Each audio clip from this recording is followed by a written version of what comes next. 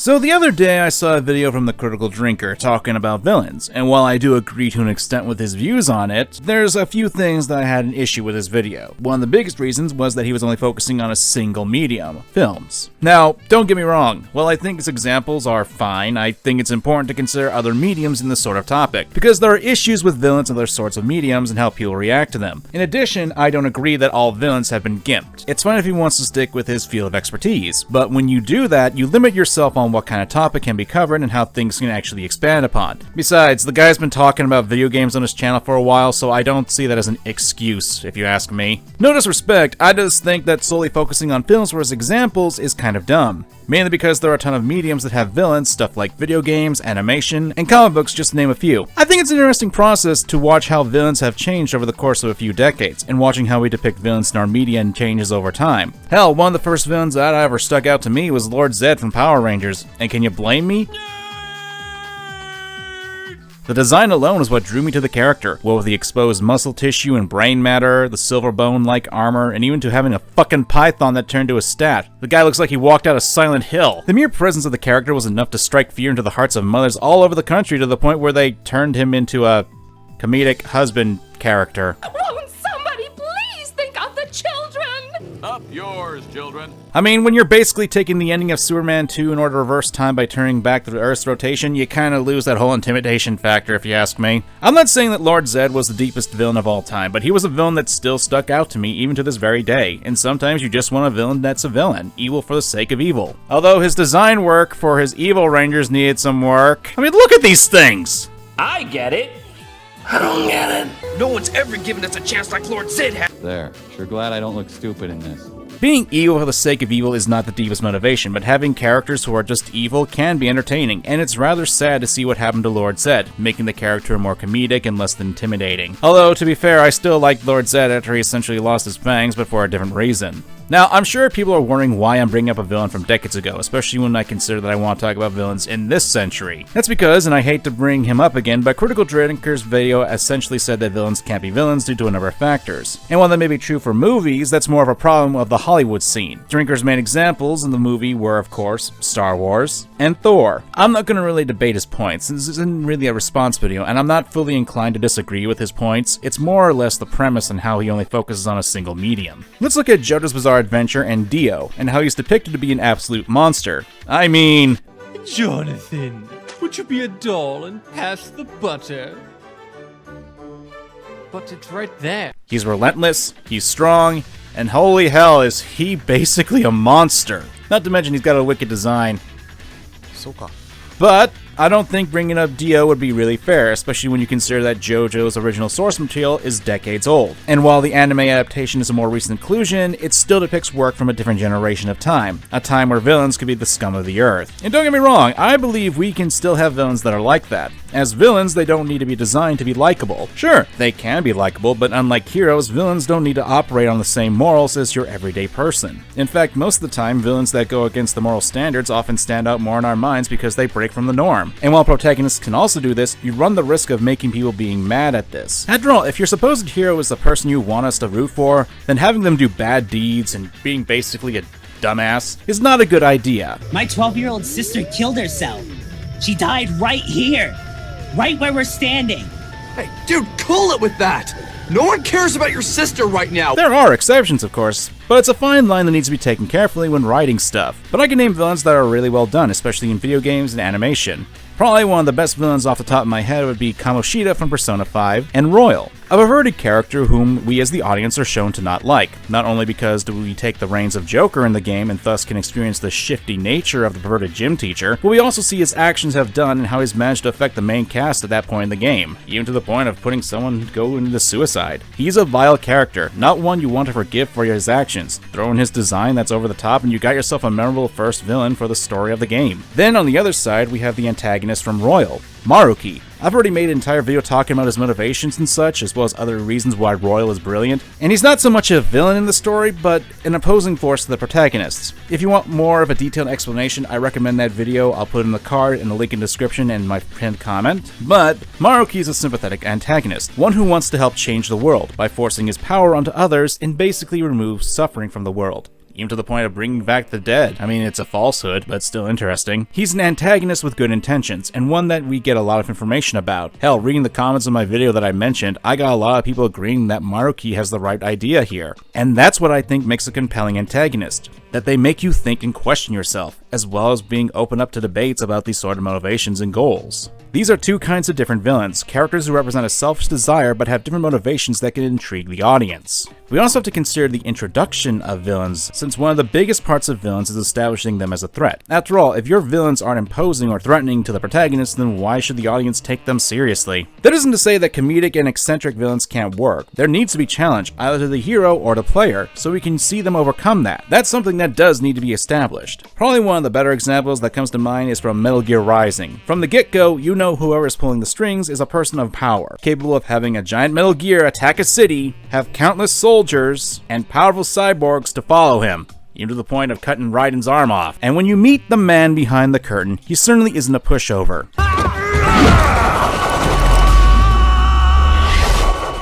Don't fuck with this, Senator!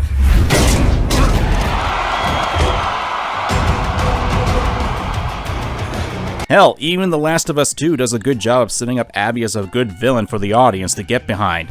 Because they have. I played the first game and I thought it was really good. I really enjoyed the dynamic between you and Ellie. I hope to see more of that soon. Yeah, the game has its issues, but it still managed to make a player want to hate her guts for essentially killing a beloved character. Joel is not a fucking beloved character. Great! You owe me a TV, mate. Getting back into animation, Yoshikage Kira, when first introduced, is shown to be cold, calculating, and extremely deadly, having the ability to kill off a stand user that was established to be extremely powerful in a previous encounter, and was able to kill the character quite easily.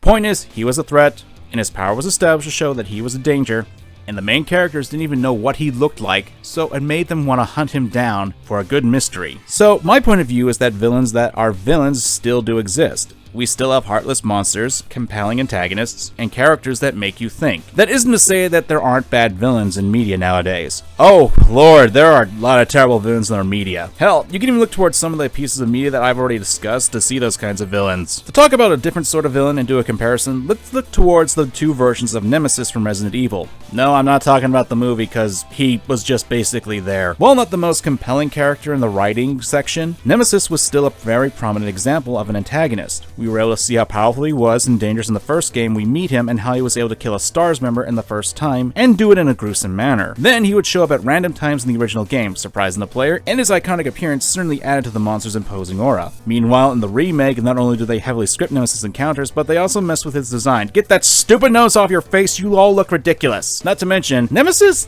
doesn't really kill anyone. He doesn't even kill a STARS member, and that's what his job was. The game never allows him to do that, so it kinda gimps him. It doesn't help that the gameplay for the game makes Nemesis into a joke. Hell, just go into a building and you can see Nemesis waiting outside patiently. Oh. Hey, bud!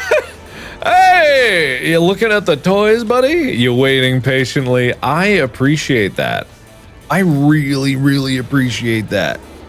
The remake essentially gimped one of the most dangerous antagonists of all in gaming and turned them into a joke, which is worse when you consider that Mr. X in the previous Resident Evil 2 remake was pretty much the same thing as the original Nemesis, and made him to be a much more unpredictable threat to the players. You see, when you make your villains a joke or take away the intimidation factor, it's not a good thing for your piece of media and can actively hurt it. Meanwhile, let's look at one of my favorite video game villains, and spoilers for Persona 4, so if you don't want to get spoiled, now's your chance. Go to this timestamp. 3, 2, 1. So the big bad for the investigation is Adachi. Throughout the game, we're shown that he's a bit of a bumbling idiot, but would subtly push you to think about things that because he would drop clues about the case. But you consider him to be just being an airhead in doing so. After all, the game does punish him for doing that. But if you think about it, all the clues in the game point towards him. And when you confront him in the world of the TV, he turns out to be someone that people can actually become. Adachi's a villain that was turned into one where the mundanity of everyday life weighed down upon him to the point where he broke. And he's an effective villain because this is something that people can relate to,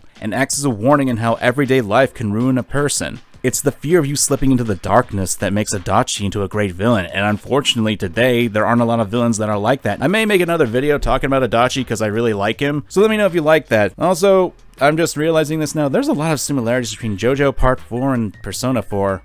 Getting back into some negatives, let's look towards animation and how villains can be, you know, pretty pathetic. We're talking about two series that I've talked about relatively a couple of times. RWBY and Steven Universe. We're the source of Steven's suffering. Yeah, let's just get into my RWBY example. Cinder.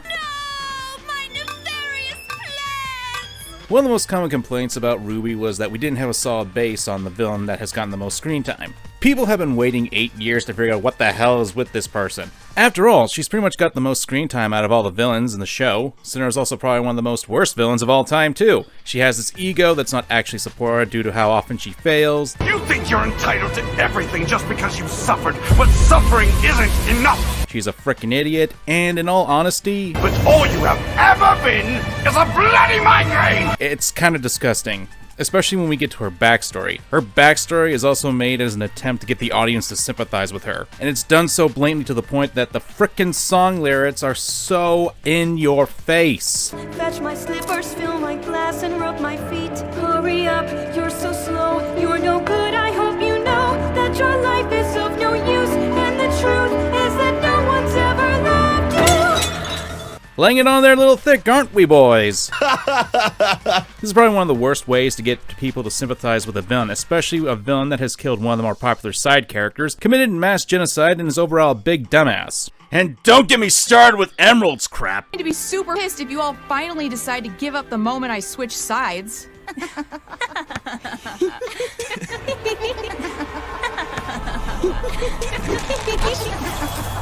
Some of that. Holy hell! I'm saving that rant for my review! What the hell? I don't want to feel sympathy for her, and this backstory that we're given only makes Cinder out to be some messed up individual. Hell, she lacks any sort of charisma to even be entertaining. Then, you've got Steven Universe, and the big bads, the diamonds. And if Pink hurt you, it was because I hurt her. Like, put aside the disappointment of the finale, and how there was barely any actual conflict that didn't result in some pink bullshit, but my biggest issue would have to be... Was so quirky and old-fashioned, and did you know I tortured Pink Diamond's original pearl and turned her into a slave for thousands of years? No? Well, I did. NANI? I understand forgiveness is a thing that we should be teaching kids, but this kind of hack writing doesn't work out well. Genocide is forgivable, children. Hitler was just an overzealous mother. Bye! And in order to run counter to these two, take Darth Vader in comparison. Darth was a man who fell from grace and essentially was a part of a whole genocide of countless lives throughout the trilogy of the original Star Wars. And yet, Luke Skywalker still believed in his father and that he still had light in him. And as such, when the time came, Vader did what he could to help his son defeat the Emperor by tossing him down the drain. Father! That was pretty wizard, wasn't it, son? What? Vader wasn't outright forgiven for his actions, but he sacrificed himself to stop the Emperor's plan, and that's how you do redemption for a monstrous villain. Hell, when we actually see Anakin fall from grace, we can see how he was that led to that, with his emotions being the downfall and how the losses he faced were the cause of him breaking down, and it makes sense. A lot more than Cinder Falls. I don't deny that in today's social climate, villains and their creators are often villainized. Wait.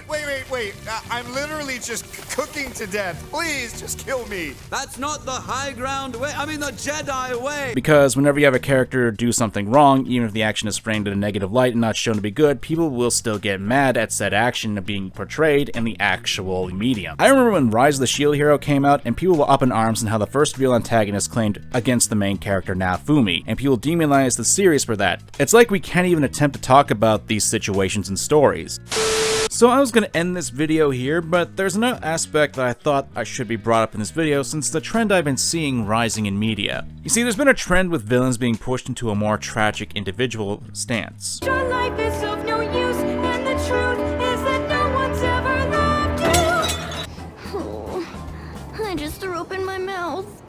or at the very least being made to be anti-heroes or characters who are being viewed as heroes in their own story. "You're the hero of your own story" comes to mind with this. However, a trend that's been slowly cropping up has been more showing up in Disney films as of late. Maleficent was the first movie that we saw that contained this, and more recently we've been seeing this with Cruella. Now, I love having nuanced villains. There isn't a problem with villains who were once heroic characters or have sympathetic backstories that give you a reason for why they're doing bad deeds for what they do. It's a form of humanization, and while you may not agree with how they're going about things, you can still see where they're coming from with their actions. But that's an issue from what I've seen from people talking about. Not every villain needs to be humanized, especially when you consider that the villains such as Maleficent and Cruella have been established villains for years, and decades later, we're given such focus on their characters and how they got there? The problem is that villains themselves do things that can't really be justified. I mean, I'm not completely sure what Cruella will detail in her movie, but we're talking about a character who's willing to skin Dalmatian puppies just so she can have a fancy new outfit. I mean, seriously, can